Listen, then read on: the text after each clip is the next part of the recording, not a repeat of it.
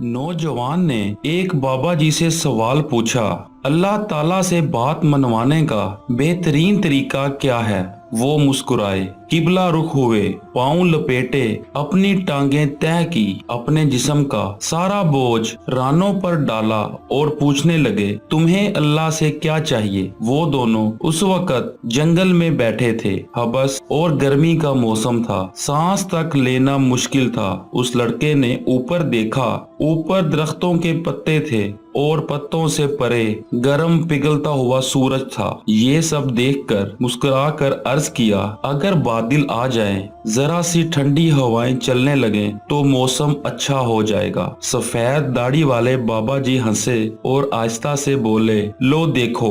वो उसके बाद बैठे बैठे रकू में झुके और दुआ करने लगे, अल्लाह जी लड़के की दुआ कबूल कर लें, अल्लाह जी हमारी सुन लें। वो दुआ करते जाते थे और रोते जाते थे। पहले उनकी पलकें गीली हुई, फिर उनके मुंह से सिसकियों की आवाजें आईं और फिर उनकी आंखें छम छम बरसने लगीं। वो बुरी तरह रो रहे थे। लड़का उनकी हालत देखकर परेशान हो गया और कहने लगा, जिंदगी में बेशुमार लोगों को रोते देखा, लेकिन इनका रोना अजीब था। वो एक खास रोना रो रहे थे, मुंह से सिसकी निकलती थी, फिर आंखें बरसती थीं और फिर अल्लाह जी हमारी सुन ले का राग अलाप रहे थे। परेशानी, इस्तजाब और खौफ के मिले जुले तासुरात के साथ उन्हें देख रहा था। वो दुआ करते जाते थे, रोते जाते थे और सिसकियां भरते। फिर वहाँ एक अजीब मंजर देखा। हवा ठंडी होती हुई महसूस हुई।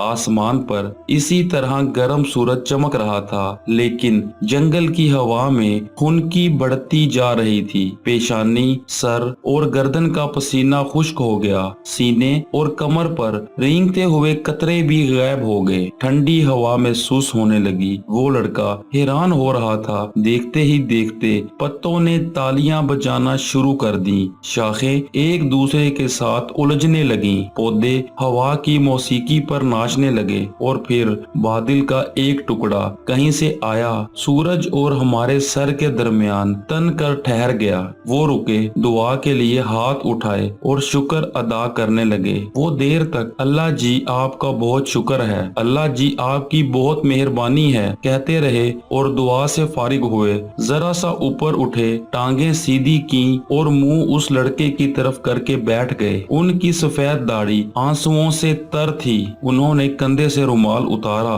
दाढ़ी खुशक की और फिर बोले, देख लो अल्लाह ने अपने दोनों बंदों की बात मान ली। उस लड़के ने बाबा जी का हाथ पकड़ा, चूमा और फिर अर्ज किया, बाबा जी लेकिन अल्लाह से बात मनवाने का फार्मूला क्या है। अल्लाह कब, कैसे और क्या क्या मानता है। वो मुस्कुराए, शहादत की दोनों उंगलियां आंखों पर रखीं और बोले, ये दो आंखें फार्मूला हैं। वो खामोशी से उनकी तरफ देखता रहा। वो बोले, मैंने एक ये फार्मूला अपनी माँ से सीखा। मैं बचपन में जब भी अपनी कोई भी बात मनवाना चाहता था तो मैं रोने लगता था। माँ से मेरा रोना बर्दाश्त नहीं होता था। वो तड़प उठती थी। वो मुझे गोद में भी उठा लेती थी, मुझे चूमती भी थी, मेरी आंखें भी साफ करती थी और मेरी ख्वाहिश, मेरी जरूरत भी पूरी करती थी। मैं माँ की इस कमजोरी का जी भर कर फायदा उठाता था। मैं रो रो कर उनसे अपनी पसंद के खाने भी बनवाता था, उनसे नए कपड़े और नए जूते भी लेता था और खेलने के लिए घर से बाहर भी जाता था। वो रुके और आहिस्ता से बोले, एक दिन जब मौलवी साहब कुरान मजीद पढ़ाना शुरू किया तो मौलवी साहब ने